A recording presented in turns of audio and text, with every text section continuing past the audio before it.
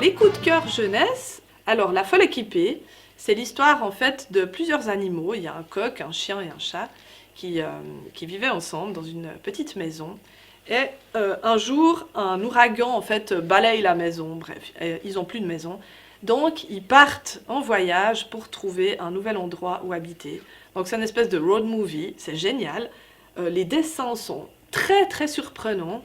Ça sort vraiment du lot, j'aime beaucoup. Katrina Gorelick. J'aime bien quand on découvre des nouveaux illustrateurs qui ont un style qui ne ressemble à rien d'autre de ce qu'on a vu en fait. Moi j'aime beaucoup ça. Les couleurs sont chouettes, c'est très dynamique. J'ai l'impression que c'est vraiment une auteure en devenir parce qu'elle avait déjà fait un autre album et je vois en fait déjà un peu l'évolution. Je suis complètement fan de ce dessin. Une folle équipée. Allez, embarquer avec eux, c'est génial. Les romans jeunesse, j'ai eu des coups de cœur de romans qui sont pas forcément très très récents. C'est une série en fait que j'avais envie de lire depuis très très longtemps, d'une autrice que je connais depuis très très très très longtemps, qui s'appelle Evelyn Brizoupellen. Donc elle écrivait déjà des super livres quand j'avais une dizaine d'années. Donc j'avais déjà des coups de cœur à cette époque d'elle. Et puis on a une série qui s'appelle Isée, qu'on a depuis un bon petit moment. Et puis à force d'entendre des enfants qui me disaient «Ah, c'est génial, c'est génial», je me suis dit «Non, il faut vraiment que je lise cette série». Donc j'ai lu ça, bah, j'ai lu que le premier volume, mais on est mais complètement embarqué. Ça se passe au Moyen-Âge, et c'est l'histoire d'une jeune fille qui s'appelle Isée, qui a été élevée par une nounou, en fait, elle ne sait pas qui sont ses parents.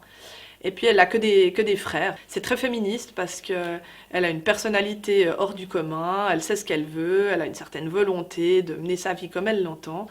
Et puis elle se retrouve à devoir faire un choix absolument terrible. C'est soit elle se marie avec le maire, qui est un vieux bonhomme nul, bedonnant, horrible, et aller vivre dans un couvent. Et puis elle n'est pas du tout croyante, enfin c'est vraiment le choix cornélien. Donc un truc pire pour un truc pire. Donc elle peut vraiment, à 12 ans, elle n'a pas du tout envie de se marier avec ce bonhomme, donc elle décide d'aller dans ce couvent. Et puis elle va découvrir un petit peu, petit à petit, les secrets qui entourent sa naissance. Mais c'est génial. C'est un roman d'aventure, puis en même temps c'est une héroïne qui est forte. J'ai vraiment beaucoup aimé, donc je vous le reconseille pour vos enfants, c'est pour 10-12 ans à peu près. Mais Evelyn Brizoupellen, elle écrit vraiment beaucoup de romans très très bien. J'ai aussi lu une autre série qui s'appelle Le Manoir, j'ai pas tout lu parce que c'est une très grande série. On est plutôt dans le fantastique, c'est un garçon qui se retrouve... il a été très malade, il a eu un cancer, et il se retrouve en convalescence dans un manoir très étrange. Il n'y a aucun moyen technologique pour contacter ses parents, il n'y a pas de téléphone, il n'y a pas d'électricité. Il y a beaucoup de suspense en fait, c'est un peu la reine du suspense, on a toujours envie de continuer. C'est vraiment des romans qui se lisent d'une traite, même si c'est très épais. Donc Evelyn Brizoupellen, vraiment très très bien. Donc j'ai lu aussi un autre roman d'aventure qui m'a été conseillé par mon fils. C'est une série qui s'appelle Chat Noir de Yann Darco.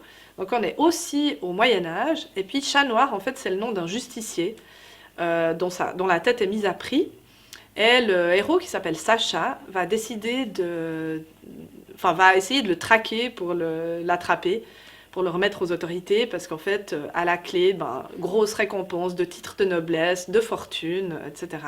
Donc voilà, c'est vraiment un pur roman d'aventure. On a beaucoup de surprises. C'est vrai que des fois, dans les romans pour enfants, les choses sont un peu attendues. En tant qu'adulte, on n'a pas forcément énormément de surprises. Et ben là, on est pas mal surpris. Il y a pas mal de retournements de situation. C'est très bien écrit. Non, vraiment super, super roman d'aventure. J'ai lu aussi une série. J'ai lu que les 2 premiers volumes parce que le troisième n'est pas encore sorti. C'est une femme qui s'appelle Edith Kabouya, qui est en fait québécoise, qui l'a écrit. Et Victoire divine, c'est le nom en fait de son héroïne. C'est l'histoire de cette fille qui a reçu en fait une bourse pour intégrer un lycée assez prestigieux. Malheureusement, elle va être victime de harcèlement moral par d'autres qu'elle nomme en fait la monarchie. Alors c'est assez drôle. En fait, j'ai adoré ce roman parce que on a des moments où on est absolument mort de rire parce qu'en fait, on est vraiment dans la peau de cette fille qui n'a pas sa langue dans sa poche. C'est un petit peu un journal intime en fait. Et c'est très drôle, c'est aussi très tragique. Donc on a un côté très réaliste. On se rend compte de l'intérieur comment se passe le harcèlement, c'est assez terrible. Mais on aussi tout le temps, en fait, le côté dramatique est tout le temps contrebalancé par ces blagues et tout ça. Enfin, moi, franchement, il y a des moments où j'étais vraiment morte de rire. Donc, Victoire divine de Edith Kabouya pour les 12, 14 ans, voire 13, 15 ans. J'ai lu un roman qui s'appelle La Route froide de Thibaut Vermont. C'est un jeune auteur que je ne connaissais pas du tout. Je pense que c'est son premier roman d'ailleurs. Et cet auteur est passionné par Jack London. Et ce roman qui s'appelle La Route froide est vraiment un hommage à Jack London. Donc il le dit, hein, c'est pas du tout du plagiat ou quoi que ce soit. C'est vraiment un hommage à Jack London et à sa fameuse nouvelle qui s'appelle Le Feu. Ça se passe voilà, au nord des États-Unis, ça se passe en hiver, c'est très rude. Mais c'est un jeune garçon, le héros. Et on va suivre en fait ses pérégrinations dans ce monde assez rude. Il est fils unique, ses parents travaillent, et puis il va être pris un peu dans ces conditions climatiques extrêmes. Non mais franchement, on tremble pour lui dans tous les sens du terme, de froid, de peur. Il y a un tout petit peu de fantastique, mais c'est une réussite totale, vraiment. Mais ce livre, impossible de le lâcher. En plus, il y a des dessins qui sont très chouettes. Non, mais j'ai adoré, j'ai vraiment adoré. C'est une immersion totale. Vraiment, prenez, je sais pas, un duvet autour de vous, lisez ça la nuit, et puis vous verrez, c'est encore plus prenant. Moi, j'ai trouvé génial, quoi. Vraiment, je le conseille tout le temps. Il est trop bien.